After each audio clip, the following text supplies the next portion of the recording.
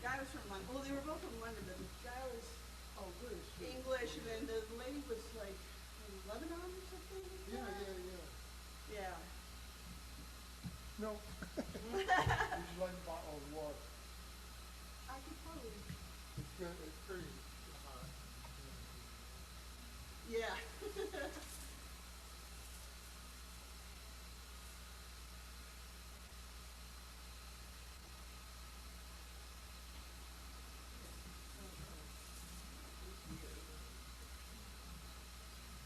Kathy's on there. Is Kathy your wife? Oh, okay. Shoot, this computer is coming. Yeah. Santa Monica. Well, in the last 3 days, it's been so hot. Yeah, But then I think it's supposed to start cooling off. probably. People were saying there's big waves coming in Melbourne. There were. I went. No, Wednesday. Go look. Yeah, I went to go look, and it was pretty impressive. I mean, people were saying, I guess, that it was the biggest in 5 years. Really? Yeah. Yeah, somebody came by wanted me to go out. It was Wednesday. You're bad. Good.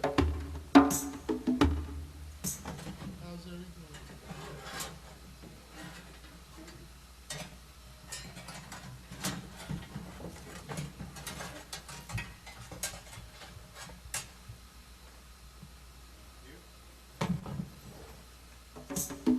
We can move that big one if we need to get in there.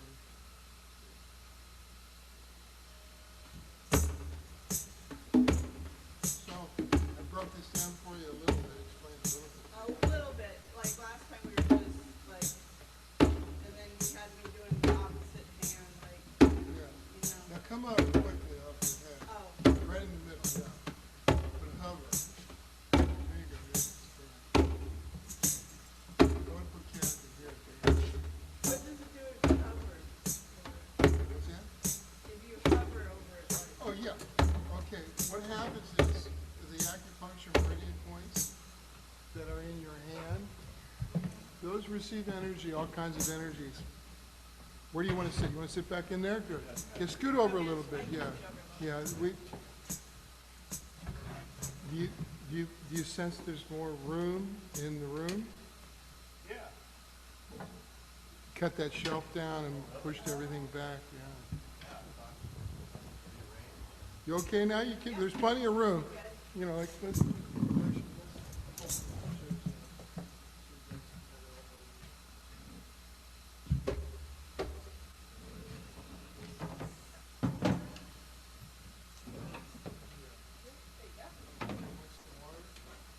You guys met?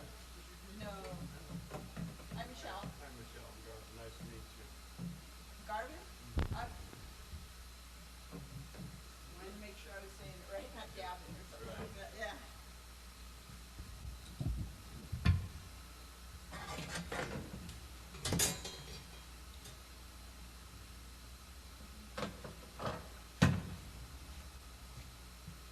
Yes, so, what was I saying?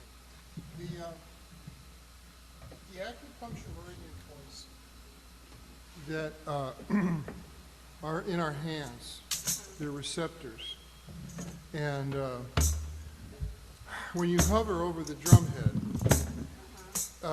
you reabsorb the energy that the head is vibrating, and it's sort of like a perpetual motion machine. You're actually generating and receiving more energy than you're actually putting out. It's an interesting phenomenon. Now, what happens with this energy? It goes up into the acupuncture meridian points, and all of the internal organs have acupuncture points on your hand, the palms of your hands. So when you hover, you reabsorb that really good positive energy. Moksha is one of the terms they use for that. And that goes right up into the internal organs. So you're sending energy that you're generating back up into your internal organs and receiving, there's a healing benefit from it. what you're doing is you're clarifying, you're clearing out these channels of energy that are the acupuncture meridians. Now that's a electrical, bioelectrical field, but it's also other forms of energy that we don't have any words for. So what we're doing is we're taking advantage of this flow of energy. Now, what different practices seems to point to, such as the Tantric yoga, is that you can move this energy, and it's not just bioelectrical energy. There's other stuff going on. Prana, they have a lot of different words for it. So their terminology for it is interesting. They have, this is a Hindu, they have terms called Nadi, the Nadi system, N-A-D-I. And the Nadi system is like channels. They're tubes.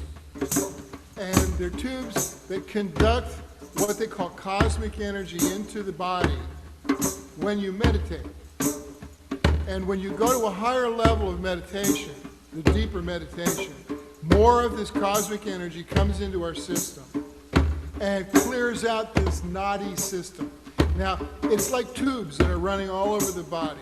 And you can Google it. They've got lots of pictures and diagrams explaining this. Yeah, I've done like things like high yoga therapy before. Cool. Yeah, and that cuts down over. Yeah. So what they're saying is that this cosmic energy that comes into the system when we meditate clears out obstructions in that higher level of our etheric body, which is where physical illness first manifests, according to their theories. In this bioelectrical energy field. So by meditating, you clean out these channels. And as a result of meditating, you maintain a high level of health because these Nadi channels never get clogged enough to start to turn into physical illness. Now, I learned that way after the fact. Because first of all, I was sensing this from a lot of the people who were healing and getting better or maintaining a really good level of health by doing this, and especially when they were like hovering and reabsorbing that energy. And I was noticing it in myself too. But I didn't have the terminology, the Hindu Nadi system. I hadn't heard of that yet. So what I was calling it was this, because I was perceiving this system of sensors all over the body. So I called them groove sensors. And that when you did this, you opened up the groove sensors. They were like circuits. And the reason I call them groove sensors is that they were there, but they hadn't been activated. They'd been dormant and repressed in most people because they weren't using their sense of rhythm very much actively. So I was seeing people getting better just by doing that. Just by, being, giving an effort. And they were giving me feedback and saying, yeah, I slept better, my stomach ulcer went away, I'm surviving cancer, on and on. So I started to pay attention to this and realized that the vibration of the drum in a steady pulse that's relaxed generates this smooth flowing pulse that actually, what I was calling, is functioning as psychic Drano. Meaning that it was going into our system and clearing out blockages in congested areas of our being, of our body. Now not physically necessarily, but the higher energy levels. And the more that I was doing this, and the more that I was talking to like high-level yoga teachers and martial artists, it was making more sense. That just by doing something as simple as that, you are opening up this whole energy system and healing and just maintaining a good level of health, just by that. So I says, okay, well, I don't have to really teach anything. As long as the people got that, they're good, you know. And then slowly people were introducing me to this esoteric Hindu yoga of the Nadi system. Not naughty, but Nadi. So that was one school that I was seeing that there was a similarity between drumming and meditation and yoga. So we were getting a confluence of good positive energy from the drumming that was resembling same effects in yoga and meditation.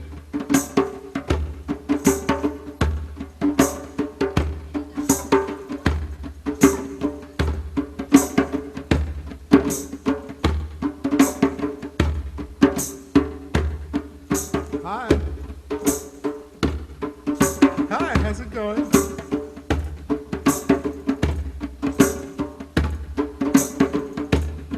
So then I started to, more information started coming to me about different schools that connected, that was doing the same effects as this drumming meditation. There was one in China.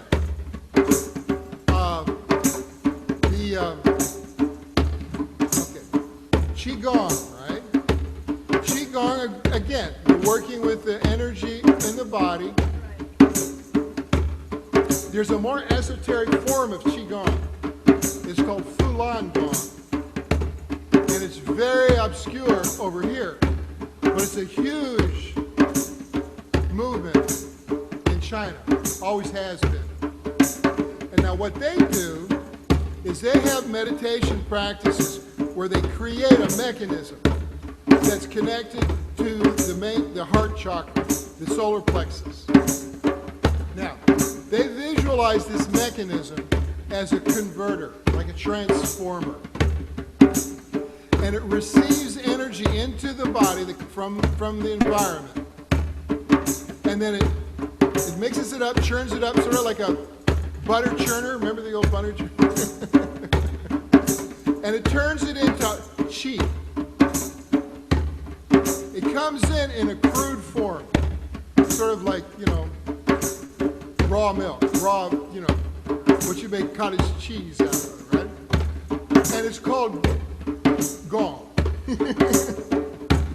So then they meditate on this, creating this mechanism that stirs it up 9 times clockwise and then 9 times counterclockwise. Now, to us this may seem kind of silly, but they've been doing this for hundreds and hundreds and hundreds of years.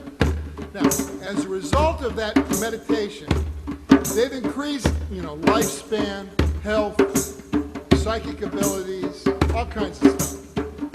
The Chinese government is not very happy with the whole movement because it's totally outside the communist regime. So they, on occasion, they'll go out and try to repress it. But they're very clever people, these people that are doing the Fulan Gong.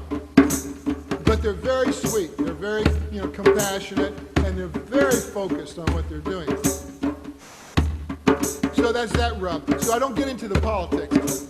All I'm seeing is that they have had some miraculous events based off of their practices. People like disappearing and appearing somewhere else. So it's like, okay, fine. I mean, I wasn't there, I didn't witness it, so I'm not going to believe it. But I'll understand what it could possibly be.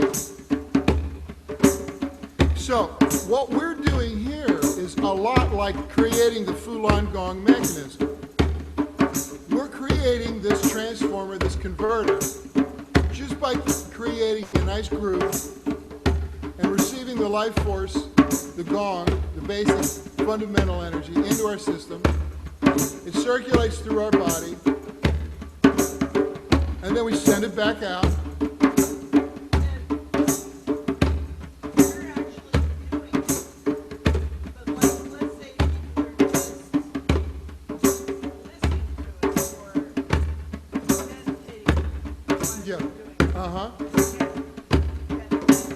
Yeah, they get it. They get some of it. It's not the same, but they get a lot. Because, for instance, there's this chiropractor in Houston, and he got a hold of one of my CDs, the martial arts drumming CD. And he started to use it in his healing. Well, I recorded this martial arts drumming CD for the master martial arts teacher here in Marina Del Rey, Guru Dan Inosanto. Now, he was Bruce Lee's partner. He was in all the Bruce Lee movies. He's in his about 80 years old now. But he still teaches, and he's amazing. He's amazing. He's like the Dalai Lama. You're in his presence, and you can just feel his chi. You know? He used to come in here every week for drum lessons and study with me for years. And then I'd go down there to his academy. So I created this drumming, the martial arts drumming CD, the first one that ever existed. And it's a big hit. I had no idea. So people just do martial arts? Yeah, they trained to it. And it was based on his teaching. So I was down there watching him teach, and I would watch everybody moving, the whole class. And then I, being a dance drummer, I'd say, okay, that move there, that fits to this groove. And I'd find the grooves that they could train to get those moves. And they were really liking it. It was really making a big difference. And he teaches a lot of different kind of people. He teaches competitors. And he teaches the Hollywood people, the Angelina and Brad and all that. But he also teaches the real guys, you know, the CIA, the SWAT, you know, special ops. They all, he taught the SEALs for years, the Navy SEALs. Yeah, so they all think very highly of him. He's a for real guy. He's not a Hollywood, you know. So he and I really investigated this process of increasing chi and using chi, directing chi. So, where was I going with this?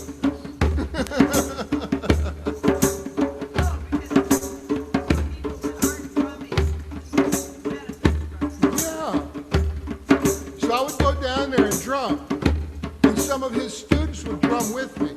And they'd say, okay, that groove really worked, and this one is like, you know, so I would fine-tune the grooves till we got a full CD of really powerful, you know, rhythms. And it's called No Second Chance. That's the name of the CD. Because, and they gave me the name. One of the guys, the martial artist, he said, why don't you call it No Second Chance? Because that's the way Dan teaches. You don't get a second chance. And that's the way I recorded it. I did not go back to fix any mistakes. So I would overdub, but I would never go back and fix. You know, you can, with recording equipment, you can go in and fix notes and re-record, and I didn't do any of that. It was one take is all I had on each track. And then I would overdub, but it would be one take. I didn't go back and re-record it. So actually, there were no mistakes, you know, because that was the view. There's no mistakes. That's the way I teach. Everything you do, there's no mistakes. Whatever you do is fine. And I call that becoming the fearless improviser, which is a martial arts thing, Zen, where you don't worry about making mistakes. You stay present, and whatever you do is good. And Guru Dan really liked that approach, and all of his students.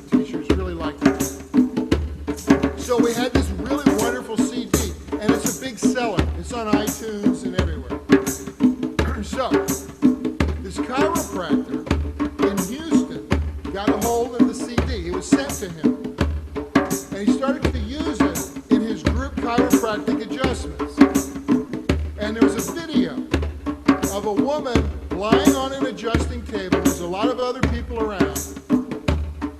And he's playing this martial arts CD. And she's moving. She's moving around on the table as if she's doing some sort of like yoga movement. And the doctor was witnessing this and corroborated that it was happening to more than one of his patients. And that they were adjusting themselves. Now, there's a form of chiropractic that does this, called network chiropractic. And it was a big sort of fad about 20 years ago. And Kathy and I got involved with it. They were doing it right here. Because I'd hit my head, and I'd never been to a chiropractor. So I started to try with this. Really good chiropractor, but it was completely unorthodox. You see here? So the chiropractors did not even touch the patients. They held their hands above the patient's back, and yeah, and suddenly the patient would move. And the spine would adjust itself. Sort of like psychic jumper cables.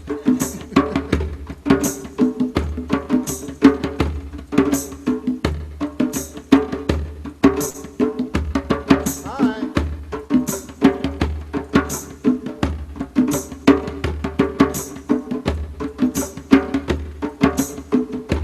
So I was seeing all of these different schools of energy. Hi. Sort of in the same vein of what we were doing.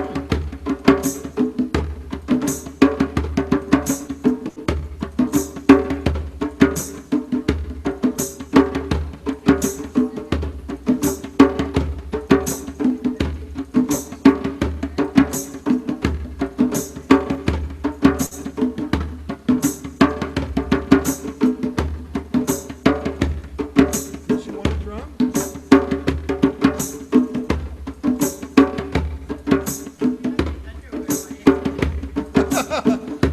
Well, what I'm wearing. Commando style. You need some water?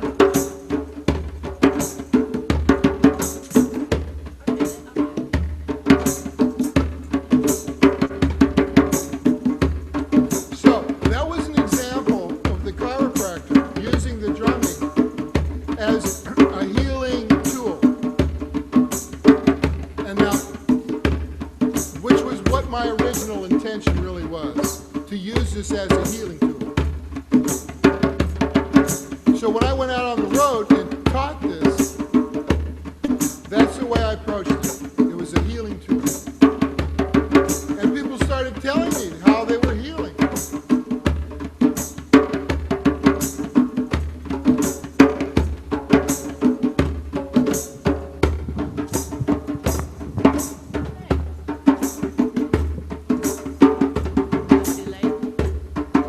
And who would have thought? Wow, just a drum teacher?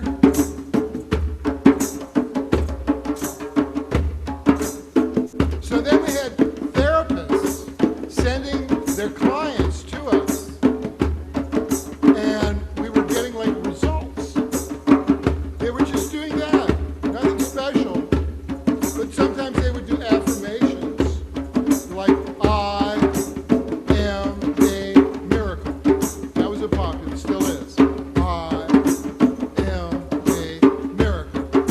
So now affirmation research says that if you repeat a phrase, an affirmation, for at least a minute, 60 seconds, your belief system will start to assimilate. I said, well, what if you drum while you do the affirmation?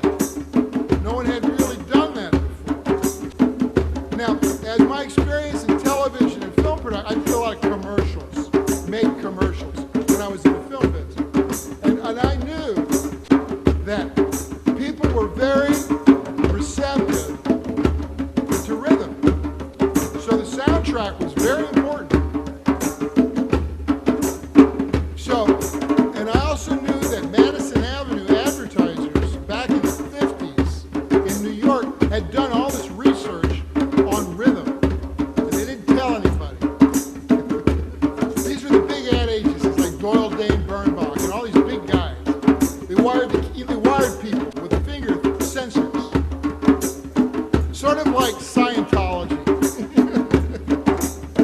And what they discovered was like tempo, the speed of the music, had a lot to do with getting into somebody's belief system, convincing them to buy whatever. It really didn't matter what.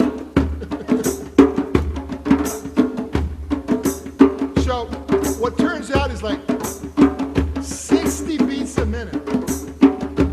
60 beats a minute for 60 seconds. You get the most bang for your buck as a producer. And they come out from New York and use the session musicians here in LA and record their U-Band commercial or Volkswagen or whatever. And they were aware of the tempo. I said, man, you guys are very manipulative. They said, oh yeah. I said, you know what? I love music. I love music too much. I really don't want to do this. But I was fascinated by it. So actually, that's what we're doing. We're using rhythm, rhythmically programming our belief system. So what you can do is let your mind come up with an affirmation that you want. And with no anxiety. Now, anxiety is what we discovered is what happens when we speed up. If we speed up the tempo, the system gets anxious. Because the human always decides on a very, very basic level if they're in a safe environment. And the way it decides that is the tempo of the environment. So when the baby is in the womb, the first sense that becomes aware is a sense of rhythm. Because it's like saying, is it safe out there? And this goes way back when we were very, very simple animals. We would pay attention to the rhythm of the environment. Now, the old rhythms were very slow. Like, celestial rhythms, celestial grooves, like Venus, the lunar eclipses, the monthly cycles, the annual cycles, the seasonal cycles they were our rhythms, very slow compared to now. Well, the human developed this sensitivity to those rhythms. That way they would survive. It was a natural evolution. 1 year goes by, they see that Venus is over there. Well, probably going to start to get cold soon, so let's get some food together, right? So those very slow rhythms became part of us. They became like ingrained in our DNA.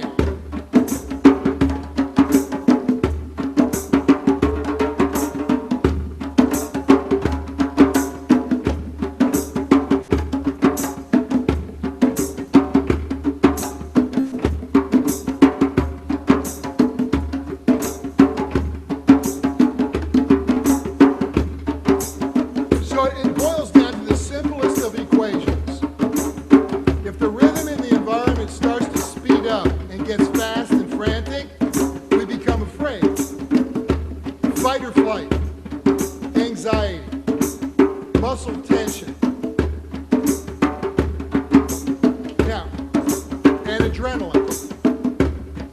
Because,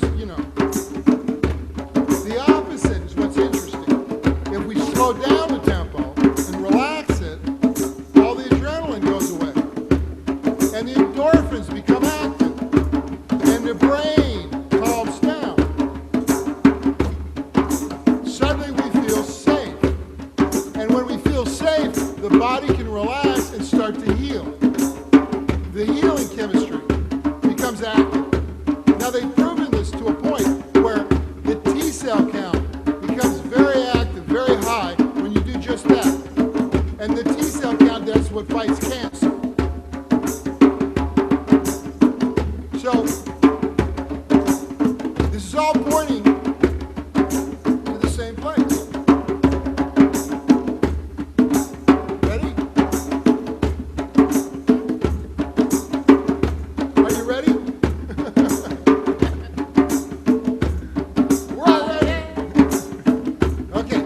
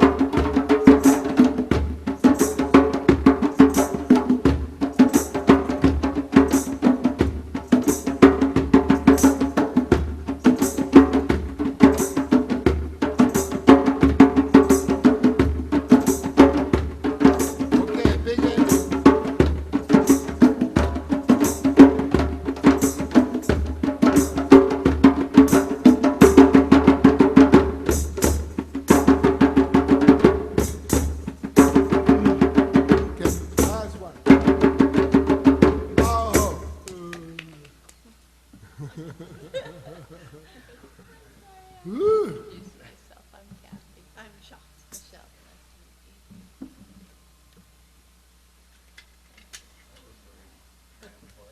to meet Yeah. I've been recording all day, doing more drumming CDs, but the one that I did today, it was in the 7/4 time signature, and it was really challenging because people were coming in and I'd lose count. You gonna try a different drum? No, I just didn't get the bell. Oh, they're good, yeah.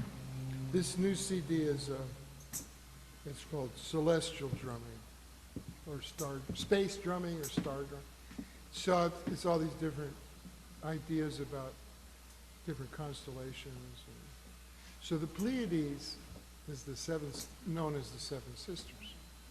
So, and that's supposedly, one source of civilizations or whatever.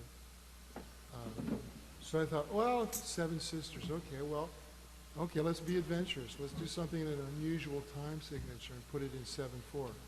Well, I had to regroove because basically we work in a 4-beat pattern and a 3-beat pattern. So for me to okay, remember how to count to 7? Took me a minute. But it's coming along. Sounds good. We won't do that. It's all cerebral. Can you give us a sample? Okay. What it sounds Yeah. I tried different versions. The one that I ended up keeping was a traditional rhythm from the Philippines that they do with the sticks, the bamboo sticks on the ground and they dance. Oh, yeah. And they also, two people, they have two bamboo sticks, and they play each other. The sticks go up. So it's like the 7-beat rhythm is actually sort of a natural way the hands go. It's like 1, 2, 3, 4, 5, 6, 7. 1, 2, 3, 4, 5, 6, 7. 1, 2, 3, 4, 5, 6, 7. 1, 2, 3, 4, 5, 6,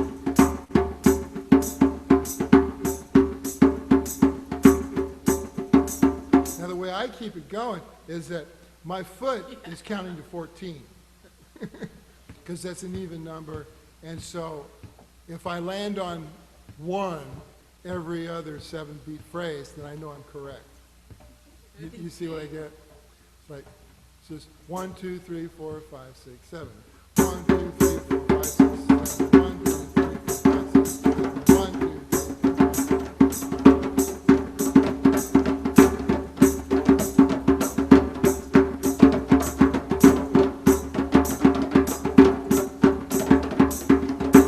See, now what's interesting is when I was doing the martial arts stuff is that that's a totally normal rhythm for people in Malaysia. It's like 5 and 7, they practice martial arts to those rhythms. And that's why Guru Dana Santo wanted to come up with rhythms for this culture, because when you train to a rhythm, when you go into competition, sometimes they'll play that rhythm. Like when they were doing international martial arts competition, they would bring their own drummers. And it would throw all the guys from America totally off rhythm. What a great sound. Did you have that on that martial arts CD? No, I didn't do the 7. Yeah. Because what we were doing, yeah, it would be good. Well, now that I know, maybe we'll do another one. But the one that I did do, which was also with the sticks, was the 6. It's a 1, 2, 3, 4, 5, 6. 1, 2, 3, 4, 5, 6. 1, 2, 3. Driving is the 7. No, the 7 is really aggressive. But you can do it, and that's how I realized that it was like just what your hands are doing.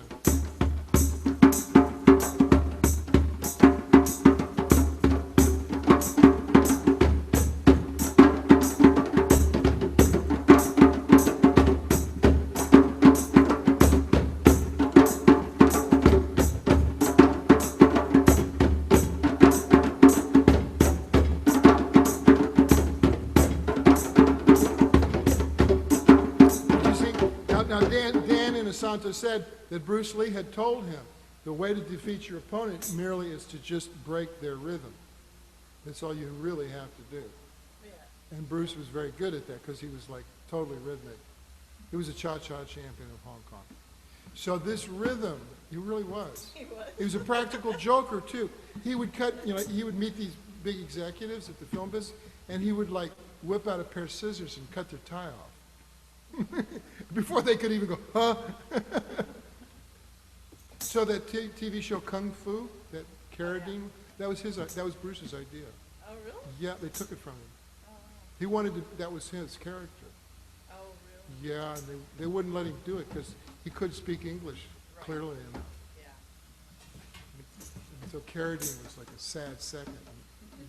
But, I mean, it was still a great show. Oh, yeah. No, I love that show. I was a kid. But that was Bruce's idea. He pitched it to him, they took it. He said, oh, good idea.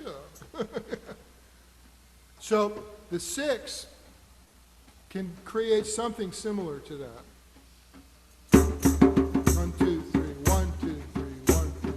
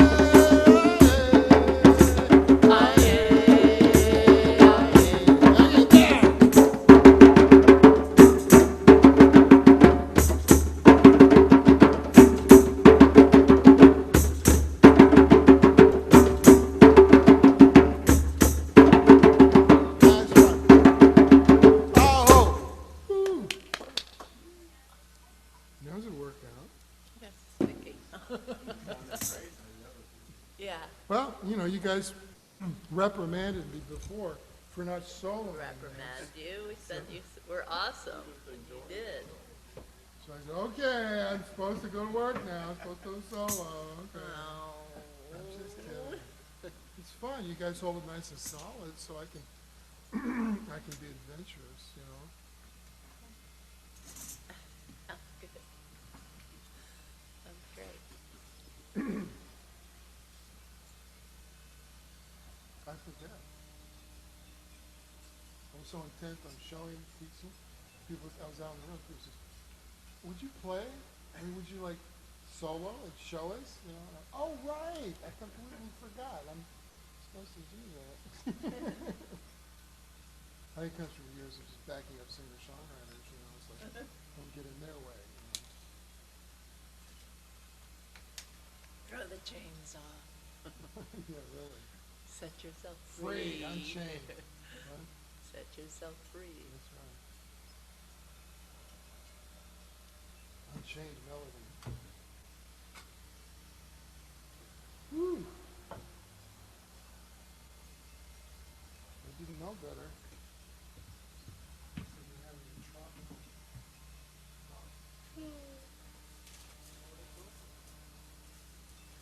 We need a little fan moving air. Maybe, look, it sounds so pretty, but Doesn't it? breezes, yeah.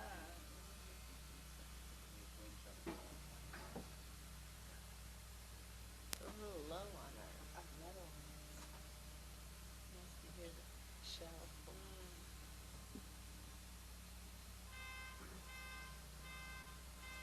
Quick, start drumming. It's the only thing that overpowers car alarms. Yeah. Okay, quick, we gotta do Bob Marley.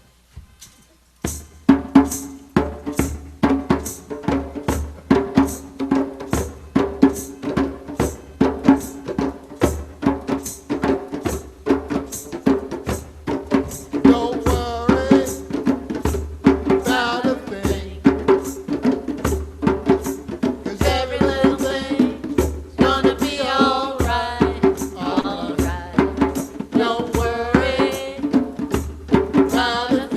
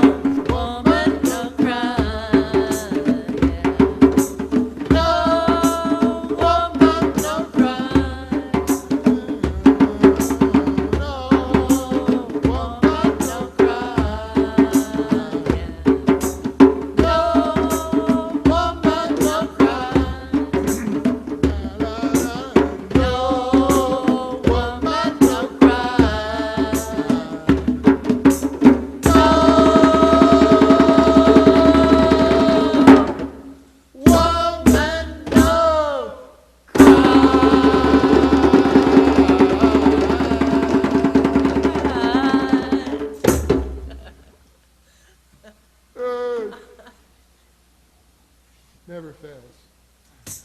Oh, that breeze. Is there a little bit coming through? Yeah. That's Oh, yeah, that's weird. I put the fan in the back and it blows in the front. This time of night, it always does that. It blows like in from the front. Anyway, yeah, so we've got, yeah, Shannon came by and said there were 20-foot waves in Malibu Wednesday. You saw those? Yeah, I saw It those. was pretty impressive, Yeah, huh? they were pretty impressive. That's cool. They're pretty amazing. I mean, where I went, I took the class, and I could see there were people surfing at the beach. And I didn't get off, because the news crews were there, and it just packed with people. I thought, okay, I'm gonna read it further and see. They were even coming in at Gladstone's, way down, there were people surfing there. But I went all the way to Zuma, Cool. and I got up at Zuma, and it was so rough in Zuma, there were only 3 surfers out, and 1 boogie boarder, and these guys were good, and they were Okay. catching big waves. Oh, jeez. Everybody just like clapping, you know, I'm sort of like, wow. I mean, those were the only people in the water. Yeah. Three Yeah, people. 3 people, and everybody They else had to was be just good. watching. Yeah. Yeah, it was pretty neat. Wow. Yeah, it can get tricky up there at Zuma. It's funny, Yeah. fun changes. Yeah, and it had to be, you know, the south facing beaches were the ones that were getting it. So, you know, Santa Monica looked kind of rough, but it wasn't getting the big waves because it's not south facing. Seal Beach, Newport Beach. Yeah, Huntington was getting it, yeah, because it's south, a little bit more south facing. Malibu's straight south facing, so it was really good. Wow. They were. They were. Yeah, and in fact, when they were leaving, people were still out there. The sun had set, and people were still watching. And finally, the lifeguards were like, "We're leaving. Nobody go in the water," because they were really Yeah. concerned about Yeah. the riptides were really bad. Sure. So, is the storm kind of past now? Is it in Hawaii I- or something? Yeah, I think the advisory ended tonight. It's coming up from the south, and there Yeah. was some pressure keeping it down. Yeah, it was that Hurricane Maria, Marie? but Yeah. then it Thought it was It- Christabel. It That was on the changed other coast. into tropical storm. Oh, But that's it was good. like a hurricane, it was like a hurricane 3 or 4 off of, Oh. when it was like kind of parallel to Mexico, I guess. Uh-huh. But then by the time it kind of swung out into the Pacific, and then it was a tropical storm, but big enough to make the Freeze those swells come waves, in. yeah. And when I had, earlier in the day, I was at the top, I had taken the bus, the 9 bus. So it gets off at Marquez there in Pacific Palisades, so I'm way up on the cliff, looking down at Oh, that's Gladstone. smart way to do it. Yeah, that's another way to go, yeah, it's Yeah. a nice drive, and then I just walked down the hill to catch the bus down to Gladstone. Okay. So it's kind of a nice little walk down the hill, That's and it's a nice. workout if you go back up. If I go hiking up at, Wilson. Oh, that sounds like fun. Yeah, and, but you could, being up that high on the cliff, you could see the swells coming from way Way out. out. Yeah, that was really interesting. And then when I got up the coast in Zuma, I'd never seen that before, where you saw so much breakwater happening all the way up. Like the whole Oh, thing yeah. was just, it was so rough, you know, and rugged, and you don't need it was really cool. So then one lady, she kind of, this one lady, I was talking to this other lady who was kind of cute from Mellow, and she was talking about the waves, and then this other lady who had lived in Hawaii came, she's like, these are nothing. You know? Well, yeah. Yeah. Right. Yeah, the Unless you're in big them. waves. Sure, if you're used to the North Shore, sure, Yeah, but yeah. still, you know. You get used to 30-foot waves. Yeah, exactly, Yeah. yeah. Yeah. Seeing little kids surfing them. I know, yeah, exactly. Oh Yeah. my God. Well, actually, if you're little quick like that, you know, you stand more of a chance of Yeah. surviving. Well, we used to, in Florida, we would body surf in the hurricanes. Really? Yeah, it was nuts. We were like high school, you know. Yeah. Jump off the pier. Oh, wow. Well, they had like a Santa Monica type pier. Yeah. And the waves would be like 30 feet. They'd come in and like be parallel with the bait house. And we'd just jump off the roof of the bait house and just bam, and just take us and just slam us into the shore. It's lucky we didn't get killed, but, you know. it was something to do, you know, because it's so dramatic, you want to get out there and mess with it. Yeah, the waves at the pier at Malibu, they were basically going over the pier. They were splashing up on the pier and splashing. Yeah, wow. Yeah, I haven't seen anything that bad. There was a storm, I think when that was like, it had been 20 or 30 years ago when it broke Santa Monica Pier, like parts of the pier broke. Yeah. And the parking lot was all flooded, and there was standing water in the parking lot was so much. You remember that? Yeah, that was a while ago. Yeah, that was a long time ago, but I have pictures of summer I went down there. It was really weird seeing like, they would say like no parking and you're like in a pool of water, you know? The last one was 84, It was something like that, yeah, it was a long time ago. about 100 feet of it. Yeah, yeah. Let's see, where do we want to go? Okay, let's do,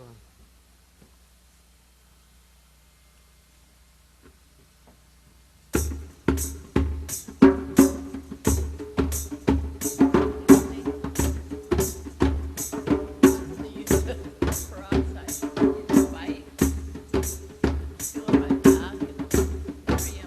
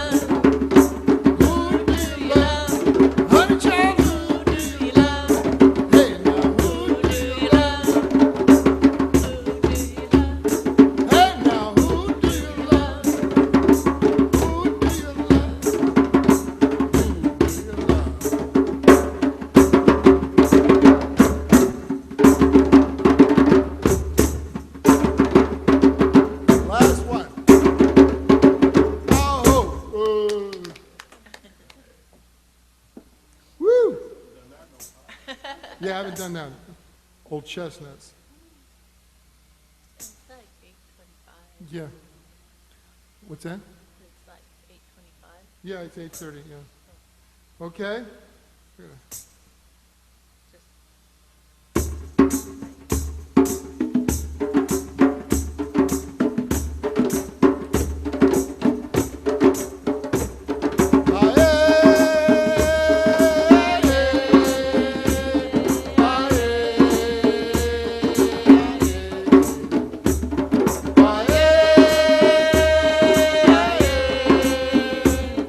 Aye, aye, aye, aye.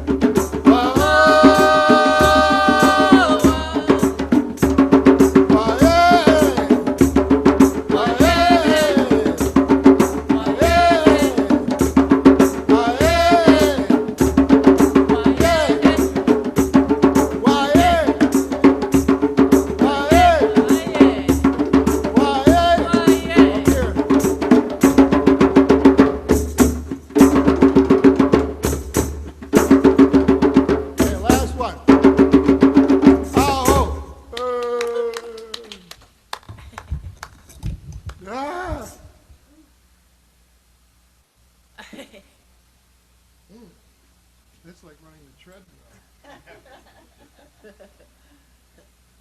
Good job, you don't know that. That's okay. First time I did it. Oh, yeah, great, Yeah. great, good job. It was fun. Good. Done good, you did it. I can do it, is it easier most of the time, like with one hand over the other? I mean, like with Are you whatever. right-handed? I'm left-handed. so Oh, it's I easier. wondered, yeah, you were using your left hand a lot.